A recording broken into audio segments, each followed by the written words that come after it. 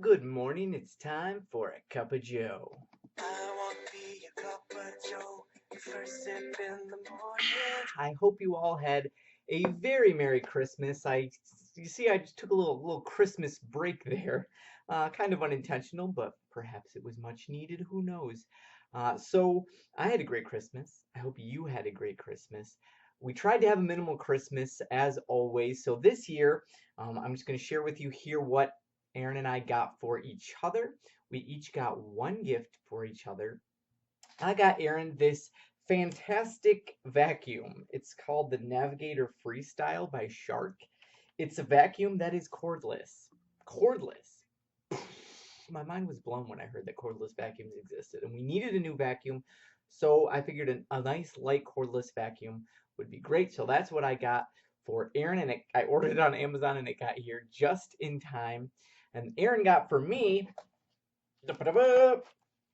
hooks.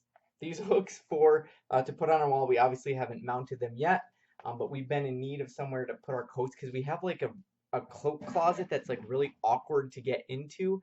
You have to go in, you have to use hangers, and we don't like hangers. We just like hooks because you just coat off on a hook, coat off on your body. It's just boom. Hangers, who needs them? So that's what we got for each other. Um, Pretty simple, pretty straightforward. Cup of joe. So let's get into some comments. Stephanie Alexander says, Merry Christmas. Still waiting to meet your wife. I know. I'm sorry about that. It's going to happen, I promise. How do you answer your children when all their friends talk about Santa and you may be the only one saying he's not real? I guess the lie is perpetuated because of the majority.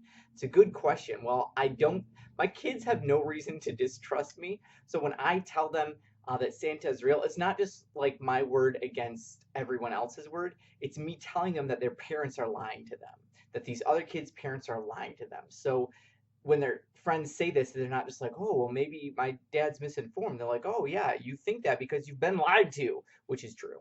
Cup of joe.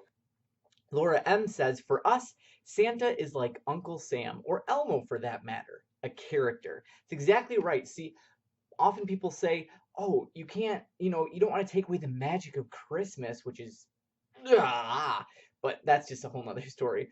But especially when it comes to Santa, they say, well, my kids love believing. It's all about imagination. Why would you want to curb their imagination?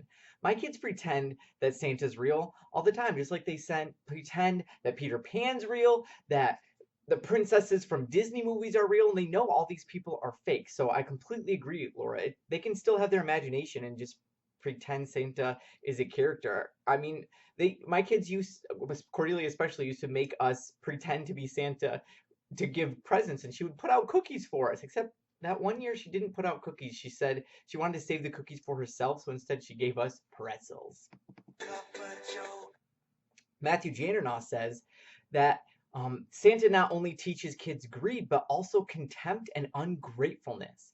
It's hard enough for kids to understand gratefulness, let alone when they need to be grateful to a magical person whom they've never even seen. That's a great point, Matthew. It is hard to teach kids how to be grateful and to appreciate a gift that's given to them, let alone from some magical being who just doesn't really have to work to give them a present. He just has a bunch of slaves who make the presents for him. So it's like, why do they even need to be grateful? If Santa can give them whatever he wants, all they learn is I get what I want, or if I don't get what I want, then I'm angry at Santa because why the heck didn't he give me what I want? Cup of joe. Kenyan Mello says, I don't know how it's going to be when I have kids because me and my husband are complete opposites. I'm vegan, he's an omnivore. I'm starting with minimalism and he keeps buying more stuff. I was raised in a more Christian way and he was raised in a more liberal way, and so on and so forth. Honestly, I don't know what to expect. This is a great comment, and I would say um, just keep working at it, keep talking about it. Conversation, communication is the key when it comes to all these differences. Aaron and I are still largely not on the same page with some different things, especially how to celebrate Christmas. She much prefers the traditional way with Santa and lots of presents and things like that. And I prefer get rid of Santa, get rid of presents. So it's kind of an ongoing meet in the middle. So I say, good luck, many blessings, and keep praying. Cup of joe. Linda Hauk says, I'd like to encourage you to give yourself a Christmas present. Get your glasses adjusted. I always see you pushing them back up. No one should have to keep doing that. Go minimalist by having that taken care of so you are free to be without the repeated movement. So you're right. My glasses, I do tend to pushing them a lot. The reason that I don't get them adjusted is because it always happens from my kids being all over me. My kids end up smashing my face with my glasses and my so just getting them fixed is useless because it just keeps happening again. But I appreciate your kindness and the offer of a great idea for a gift. Lestrange says, you plan to have lots and lots more kids. How does that mesh with minimalism? It doesn't. Bellatrix, can I call you Bellatrix?